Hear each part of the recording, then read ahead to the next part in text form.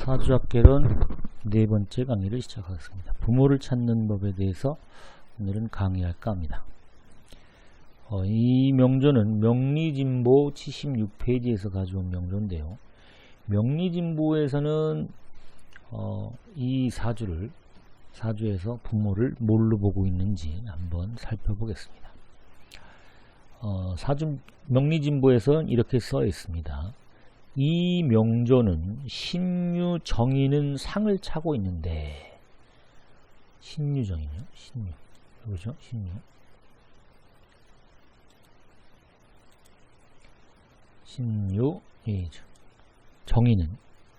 정인이라는 게 금생수해서 일간을 생하는 걸 인성이라고 합니다. 인성. 그래서 인성 중에 음양이 다른 것을 정인이라고 하고 음양이 같은 부분을 편인이라고 하죠. 그래서 금생수, 이게 이제 음이고 이게 양이기 때문에 이걸 정인이라고 하는 겁니다. 정인을 차고 있는데 이것이 뭐다, 이렇게 설명하고 있어요. 그럼 그 다음에 술토는 금을 생할 수 없고, 술토는 금을 생할 수 없대. 그러니까 지금 무슨 말을 하고 있냐면 신유가 지금 약하다 이 말이에요. 이 사주 내에서 술토가 유금을 생할 수 없어. 응? 근데 이런 말은 이해가 안 갑니다. 유술 방합을 이루고 있는데 술토가 유금을 생할 수 없다? 그건 논리적으로 안 맞는 말이죠. 그래서 논리적으로 안 맞는 말을 지금 하고 있는 겁니다. 그 다음에 만국은 금을 설한다. 만국은, 그러니까 만국은 금을 설한다는 게 수가 많다는 거예요. 수가 많아서, 이렇게 수가 많아서 신유가 약하다는 거야. 그러니까 술토가 유금을 생할 수 없고 자수 수가 많아서 설기를 많으니 신금이 약하다 이 말이야. 응? 지금 그 설명을 하고 있는 거예요. 무슨 이유 때문에 이 모친이 상을 당하거든. 모친이 사망해요. 이 사망하는 운을 설명하다 보니 수기도 많고 또한 생해주는 것도 없고 이런 얘기들을 지금 하고 있는 겁니다. 오직 무토만이 능히 금을 생할 수 있다. 그러니까 무토만이 이 신금을 생할 수 있대요. 이제 이 설명들을 하는 겁니다. 그래서 이제 이 갑자운에 들었으면 행하니 간목이 무토를 극하고, 이 극한데, 그래서 무토가 생을 못하게끔 해준다 이 말이에요. 지금 무토를 극하고, 신금은 사지에 임하여. 신금이 사지가 뭐냐면 자수가 사지라는 얘기예요. 그러니까 이게 경금의 사지거든요. 경금의 사지인데 신금의 사지로 이렇게 사용한답니다.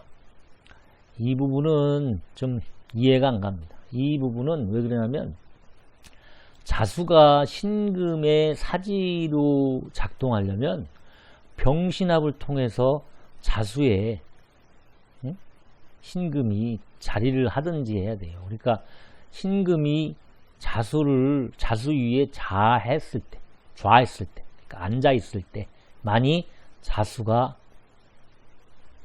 사지로 작동합니다. 그걸 모르고 하는 소리예요, 지금. 그 모는 이 운에 사망했다. 갑자운에 사망했다 이거야. 이러니까 간목이 무를 극하고 자수가 신금의 사지니까 이 운에 사망한다. 그 어느 년에 응했는가? 병진년에 모성을 합한 것은 합거이다. 그래서 이해했다. 병진년에, 이 봐봐요. 병진년에 병신합해 이렇게 해서 합거됐다 이거야, 신금이. 진짜로 이 부분은 천간끼리 합을 통해서 합거된다는 의미를 잘 모르고 하는 얘기예요. 이게 봐요. 병과 신에서는 병이 주도권을 잡죠. 네? 그렇죠? 화고 금이니까 주도권을 잡고 있는데 병이 병신 앞에서 유금에다가 뿌리를 못 내려요. 병이. 그러니까 신유가 그래 그러면 내가 한번 병신 앞에서 진에다 뿌리를 내리거든. 토생금 해버려요. 그러면 신유가 합거되는 게 아니라 병화가 합거되는 겁니다. 그래서 신금이 이때는 동하게 돼요. 이렇게 동하게 되면 무슨 일이 이제 발생하게 되냐면 금생수하죠. 문서, 부동산 이런 것들로 인해서 이득이 발생하는 시기입니다. 이거를 갖다가 붙인 거예요. 그냥 합거된대 그냥 이렇게. 그러니까 합에 대한 이론도 정립이 안 된 형태의 설명을 하고 있는 겁니다. 그리고서 이렇게 해서 이제 사망하는 운으로 얼렁뚱땅 넘겨버립니다. 이러한 이유가 왜 발생하냐면 이 명조 내에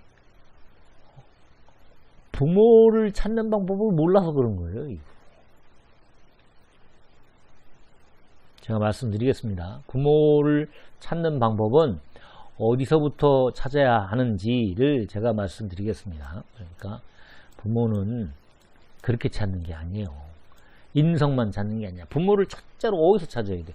여기도 금 있고 여기도 금 있고 여기도 금 있어. 뭐가 엄마야? 뭐가 모친이야? 그래. 그러면 그렇게 설명했지. 아, 부모궁이 여기니까 신유 여기 있는 게 부모다. 그럼 여기 있는 건 이건 나중 엄마 아니야. 응? 그럼 엄마가 두 분이건 이 사주를 보면 엄마가 두 분이야. 이렇게 나오겠죠? 근데 엄마 두 분이라는 설명은 없어. 두 분이 아니란 소리죠. 이거는 신금이 어머니가 아니기 때문에 하는 소리예요. 자, 부모는 어디서 먼저 찾아야 되냐면 술에서 찾아야 됩니다. 여기 일지에서 찾아야 됩니다. 왜 일지에서 먼저 찾아야 되냐? 그걸 말씀드릴게요.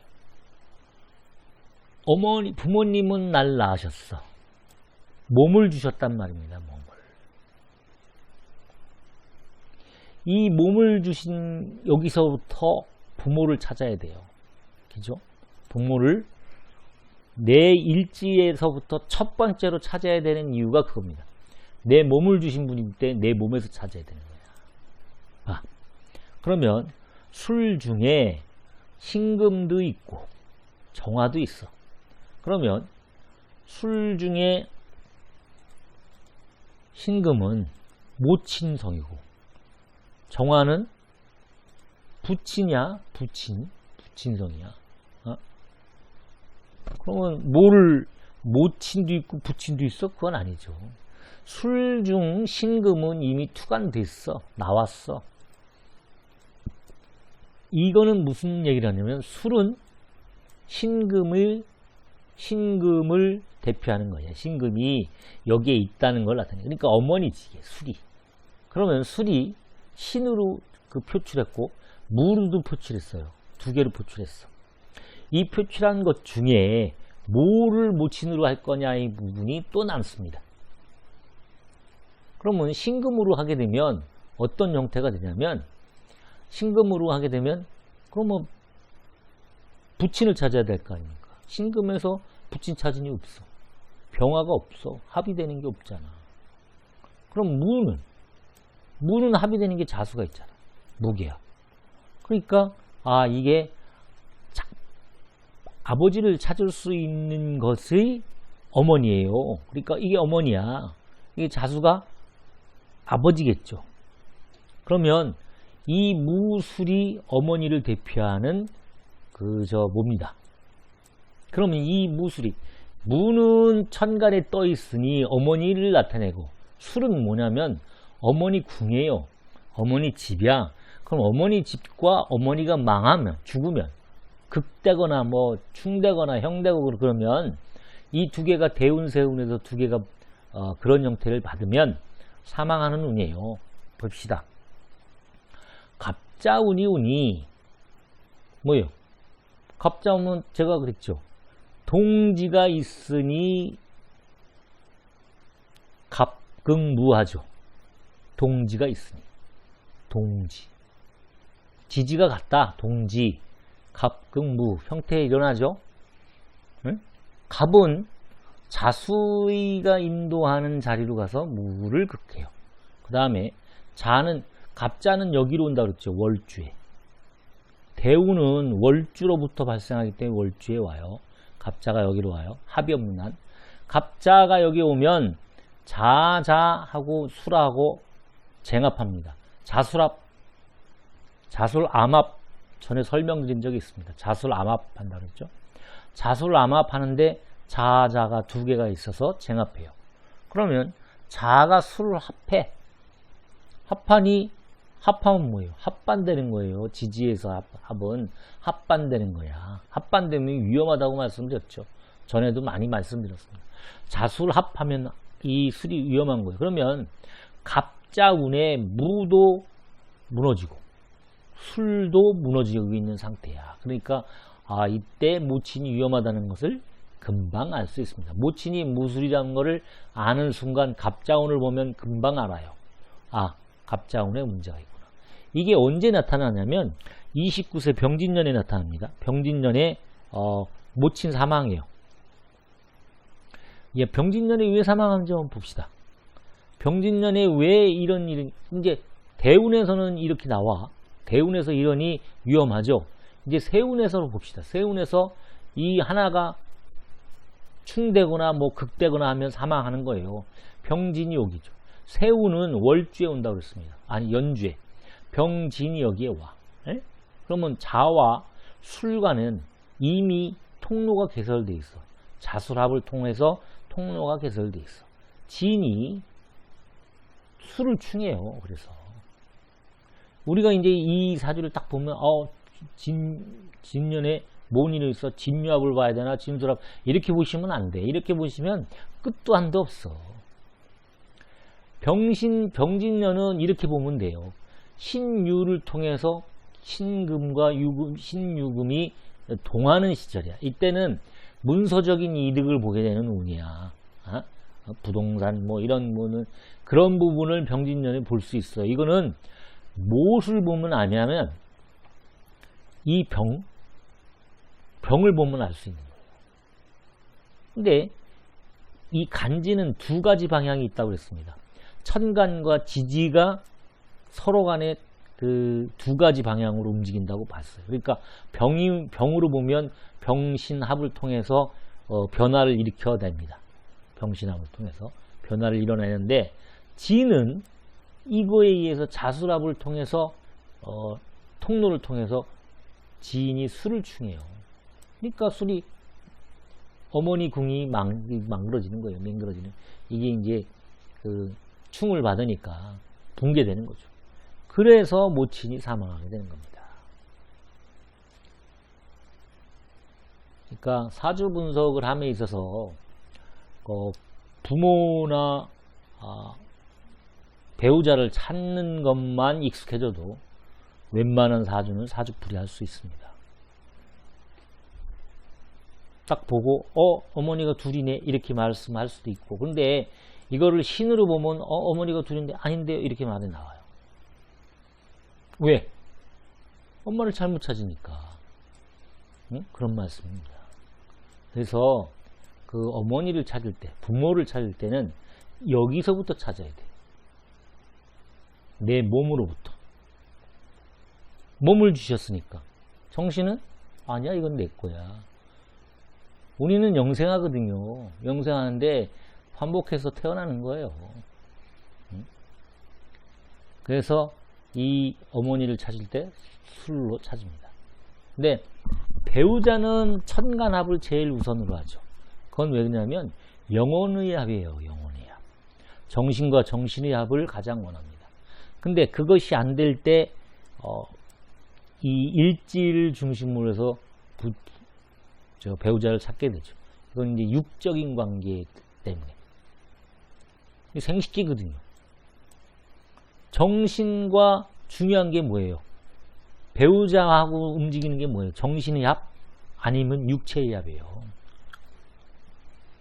그래서 그 순서가 정해지는 겁니다. 그냥 마구잡이로 정해지는 게 아니에요. 그것이 다 원리가 있습니다. 그 원리를 어느 누구도 설명하지 않죠. 그저 그 명조를 해석하기 바쁩니다. 왜? 모르니까.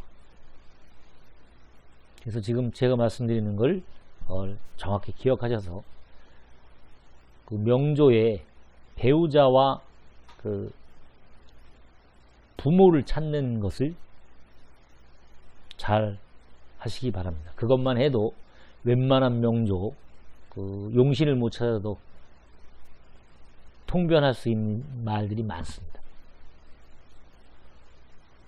이것으로 강의를 마치겠습니다. 시청해 주셔서 감사합니다. 다음에 뵙겠습니다. 안녕히 계십시오.